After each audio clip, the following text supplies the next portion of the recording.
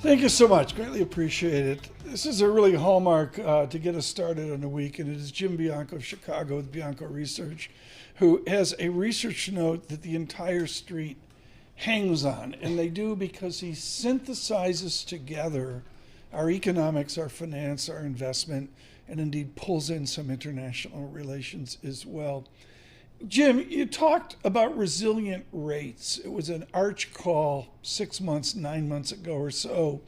I would suggest we've gotten a Bianco market where there's disinflationary tendencies and then rates don't come down.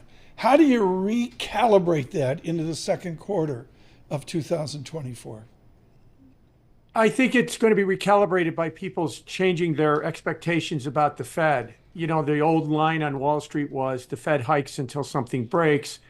And the assumption 6 or 9 months ago was all the hiking and those high interest rates obviously broke something, right? Well, turns out maybe it didn't. We thought for a moment a year ago it was the banking system, but it survived that as well. So now we're starting to see everybody push off those rate cuts into the future. March is now priced out as a rate cut meeting. May is priced out as a rate cut meeting. June is still a rate cut meeting, but that's the 4 months away or 3 months away. Excuse me. There's a lot of data that could come. And the data recently has been very strong. So the recalibration, I think, is going to be, as I like to jokingly say, the rate cuts are going to always be 60 or to 90 days away. And in 60 to 90 days, they're going to be 60 to 90 days away.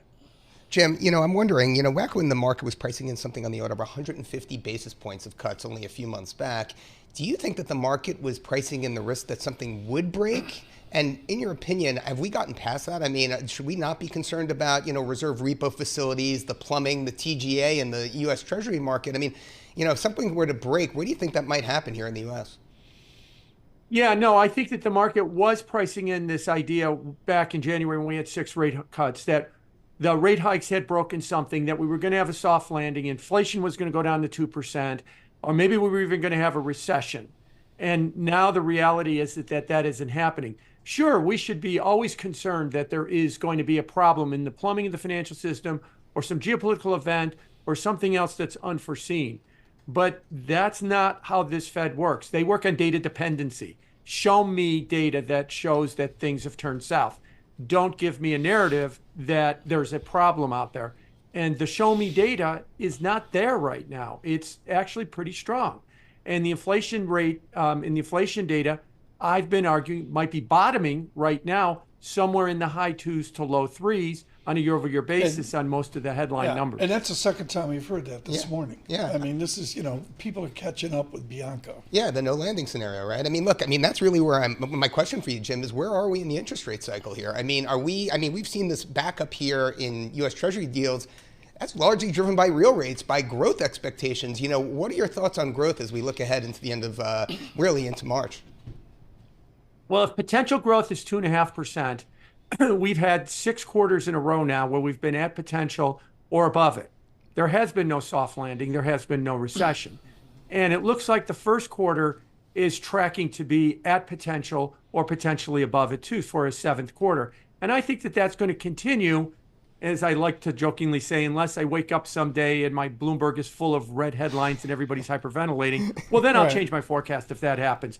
But short of that, we're going to continue with this no landing, and we're going to continue with what looks like bottoming inflation. And slowly we're going to drag more and more people into this camp. In the original medical moment we were in, and I think we don't know where we were in the pandemic.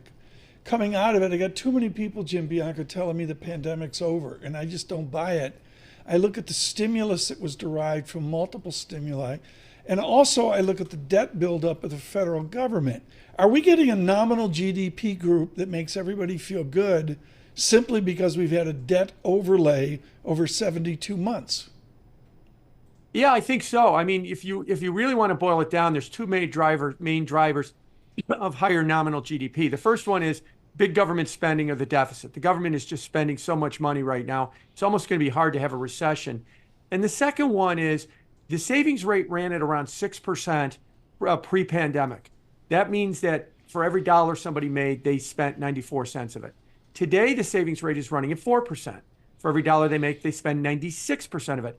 That increased consumption is what's been pushing the economy too, and has been providing support for the inflation story. People are spending more money on things, and this is after inflation. So it's more units of things they're buying. It's not just that the prices are higher. That is going to keep the economy strong until those two dynamics change.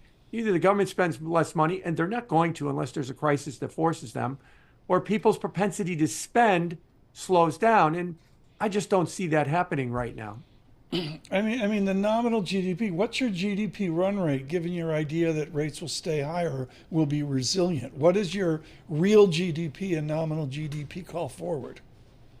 Yeah, it's on my headstone right now because I've got 3% on inflation, 2.5% on nominal GDP. Yeah. So Yeah, 2.5. 2.5% on growth, real growth, 3% on inflation, 5.5% on nominal GDP. And ultimately, I think that that's where interest rates are going to go, is to 5.5%. And that's what's on my headstone, that everybody's freaking out that the rates could go that high. I think they can, and they won't break anything if they get that high. That's the part that everybody seems to miss about that call. It's fascinating, and folks, I can't say enough about a 5% plus nominal GDP. It just solves a lot of problems for corporations. It's just like the beautiful, wonderful thing. I can't believe we're talking about a 5% nominal GDP I print here in cannot the either. US. And I Jim mean, Bianco, that's China-esque. Jim Bianco way out in front of this. Bianco research there from spring training for the White Sox and the Cubs. Futures.